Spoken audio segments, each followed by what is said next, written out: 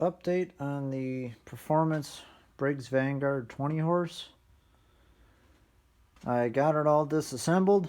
Wasn't sure if I was going to be taking it quite this far, but it needed to be done. The crank is definitely quite broken, and getting it out because it was broken so far down onto the crank journal is it did destroy this bearing in here, so I will have to replace this bearing. But the rest of the block is fine.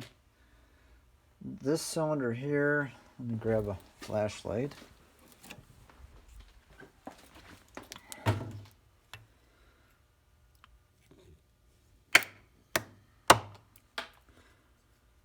There we go. There's still some crosshatch left, but the other cylinder, gosh, this flashlight is not doing well. The other cylinder is pretty well washed. There's like no crosshatch left in it. Camshaft is a performance camshaft. Here's a stock cam. Stock cam has the governor assembly on it, and also the compression release on the two closest valves. And this being a performance cam, you can see the elongated lobe on either side, but there is no compression release in it. But sadly, 3 of the teeth are busted off. I did find out that the rocker arms are from performancevtwin.com, and it does have billet rods from ARC, and they're at a 4.134 inch long,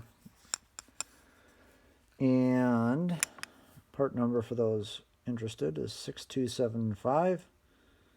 And these rods here are dated differently, I realize now. This one's dated March 9th of 2013. And the one for the other side is dated December 4th of 2012. So this engine was, it's hard to say when it was built. Could have been built in 2013, 2014, 2015, who knows. All I know is that the block is still in good shape, so I could still rebuild that. I will have to get another camshaft. I want to find out who sold this camshaft. There's a couple possibilities. I was looking online, and of course now I can't remember off the top of my head which site sold a cam that looked pretty much identical to this. There was one site that had one, I think it was EC Camshaft or EC Performance or something like that. They have a part number that's on the face, on this face of the cam, and mine does not have a part number on it. The only two markings it does have is a K, and it's upside down, but an A. But from what I am told, that these are Briggs & Stratton blanks that these companies had custom ground. I have not measured the duration and the lift and stuff like that. I don't have the tools here to do it at home. Another little odd thing, not sure if this is a good thing or not, but these roller rockers, they don't have lash caps on the tops of the valve stems. It's just the roller right on the valve stem. If you guys think that that's kosher, that that's the right thing, I'll leave it that way. The only thing that alarms me a little bit about it is the fact that the adjustment is pretty far down. It's even below the flush on the jam nut. But there's that. I don't know if these pistons are OEM Briggs pistons. They kind of seem like they are, just because they are cast pistons. But they do have the oil holes on either side. And I got this from work.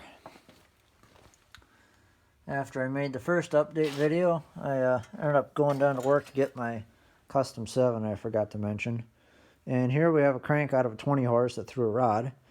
So I'll be able to clean this crank up with muriatic acid. Hopefully be able to use that crankshaft in that engine. But I will tell you this, just pricing some things out between the roller rocker arms, the ARC billet connecting rods, these are billet aluminum as well, and a performance camshaft, between those parts, they had about $1,000 worth of performance parts put into this engine, and that's including like the rest of the motor being bone stock. That's stock Briggs pistons, stock Briggs heads. I know these are Briggs heads because they have the emblem on the valves on both sides. Stock Briggs carburetor. This is it down here. It's a big 2-barrel. But yeah, they definitely put a lot into it, and I'm looking forward to getting this thing going and putting it back together again, and probably building another pulling tractor out of my custom 7 frame. If it wasn't dark outside, I'd show you guys the frame, because I don't think it's really ever been on video. But you'll be surprised what it looks like. It's not anything to get really excited over. Pretty much the only good thing on that tractor right now is the frame. But with that being said, enough of this, and I will catch you guys probably tomorrow to show you the custom.